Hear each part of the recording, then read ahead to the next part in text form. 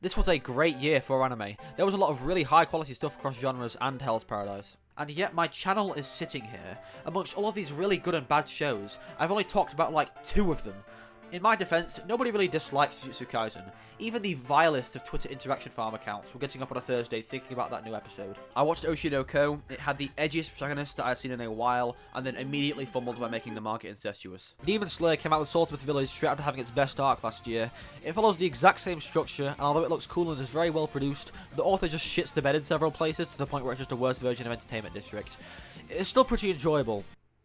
If you're a stupid baby. We had a lot of isekai. It seems that we are exponentially getting more isekai, so by 2027, all other genres are expected to be wiped out. It took literally just the opening of Onimai to realise I was looking at the most pedophilic thing I've ever seen. Rent a Girlfriend Season 3 came out for all of you elitists that only consume the very best of fiction, and Hell's Paradise generated a bunch of hype because it was in the dark trio, and then fell flat on its stupid ass face. What an incredible move of introducing the power system at the very end of the season, when it still makes no fucking sense.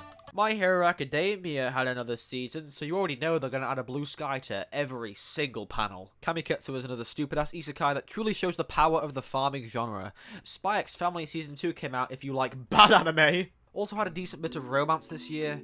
None got that popular, and it doesn't really seem like we had a yearly waifu for all of you losers. Undead Unluck is about a naked man who wants to touch a naked woman to die.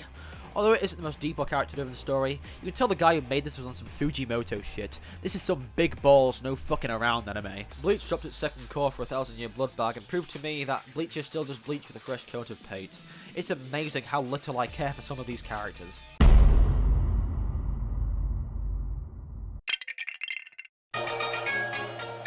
Your phone ringing. Giguk already described Apothecary Diaries better than me. This is just House MD in Imperial China. Azumanga daioh seamlessly perfects the art of persuasion. By showcasing empathetic characters, it evokes pathos from the audience. It explores profound concepts and often nihilistic ideologies, which lead ways to numerous diverse logos. The conundrums are often so philosophical that you tend to forget your own habituated mentality. The elusiveness depicted in each question is due to the abundance of philosophy, mainly evident in the cynical part of the show. What makes it a legendary medium redefining anime is the sheer surrealism portrayed in— Yeah, this is a review of Monster that I found. Azumanga daioh, great show, the cat's very silly, and I like the panel where Osaka says boobs. This is truly the Michael Jordan of anime, if Michael Jordan was a super silly 10-year-old high school girl with a group of friends. Overall, I do not like isekai. Mushoku Tensei, however, I give the pass because I really love the world building and existence of several characters in this show. This season is kind of low on the list, however, because I'm honestly disappointed. The animation, although great at times, is an overall step down, and I feel like another anime on this list kind of stole that aspect of randomly insanely good animation for menial things, and the world building is toned down for a more character-driven plot. However, did I skip a fucking page? Rudy in this season is dealing with his erectile dysfunction and fear of women, but we never truly do address this absolute rat cunt's actions throughout season 1.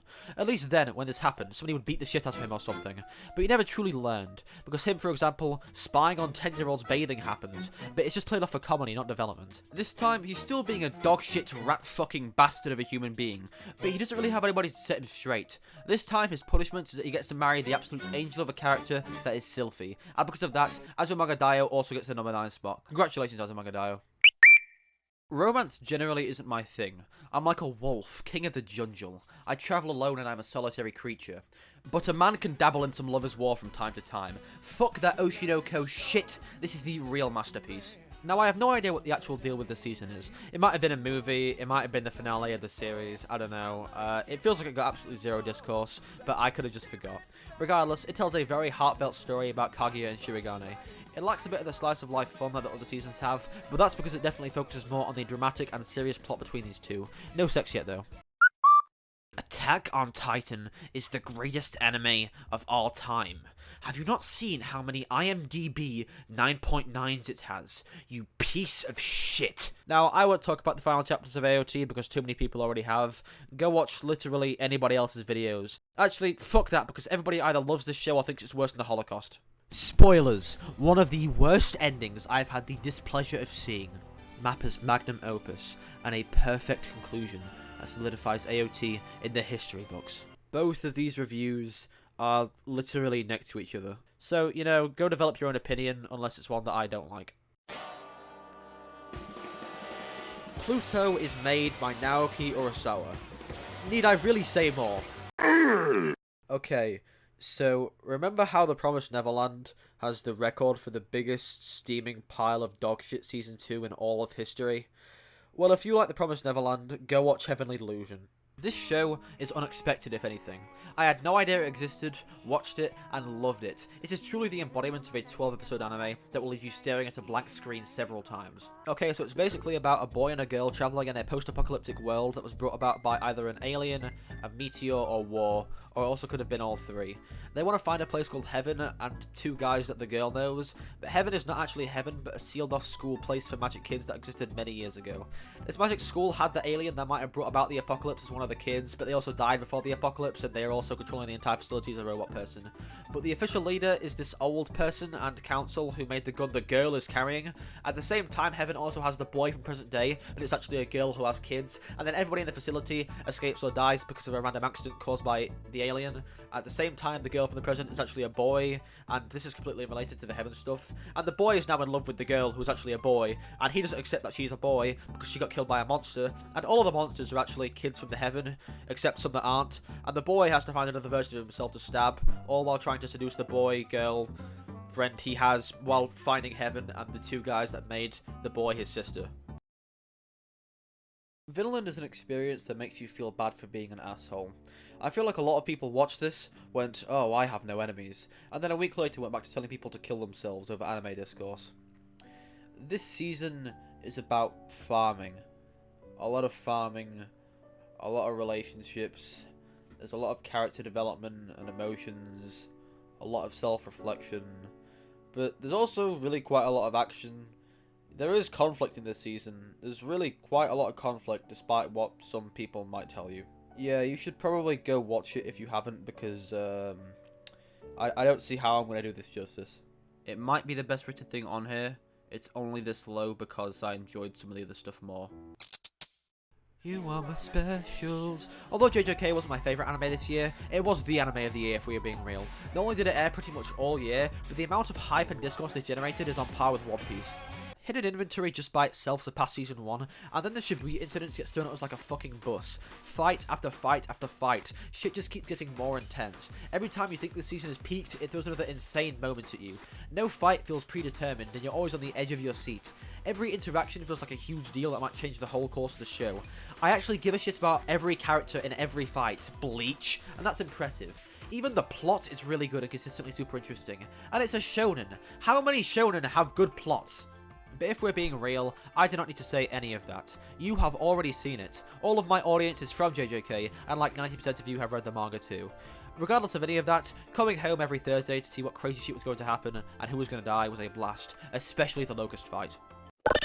Now, I know that all my audience are here because of JJK, but it was Frieren that was in my heart this year. Look at you all. You apes really thought I was going to put JJK at 1, huh? Nothing will ever compare to the amount of sheer joy that I felt finding out this show was 2 cores instead of 1. It was like watching the Locust fight. I am probably biased, because something about this show just speaks to me. This is an absolute feast of all of the best parts of fantasy. World, characters, magic, lineages, fights, adventuring, warriors. The one thing it does miss is a slave trader. When I first picked this up, I thought, this is going to be a slower, quieter approach to a fantasy. Episode 1 makes you cry, and then we start slowly building up the plot and the world while reinforcing its themes. And then every episode past 6 comes in and blows your dick off, because that's what the best parts of fantasy are. Quiet downtimes with these spouts of insane action. Dragons, shapeshifters, and demons. A lot of demons. Little girl demons, eldritch demons, smug asshole demons, other little girl demons. You're never really left wanting one or the other, because watching both sides of the coin feels amazing. Whether it's an episode about Frieren getting up on time to see a sunset, or about killing a fucking dragon, this show never feels like it fails to deliver. To top it all off, the main character isn't a total piece of fucking dogshit asshole.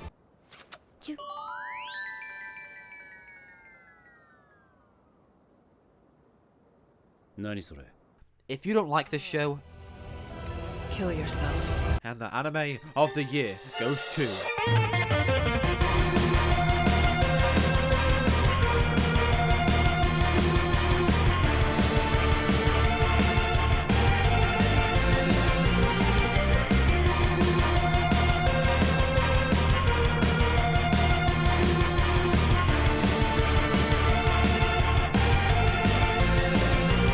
Azumanga daioh again. Azumanga daioh forever.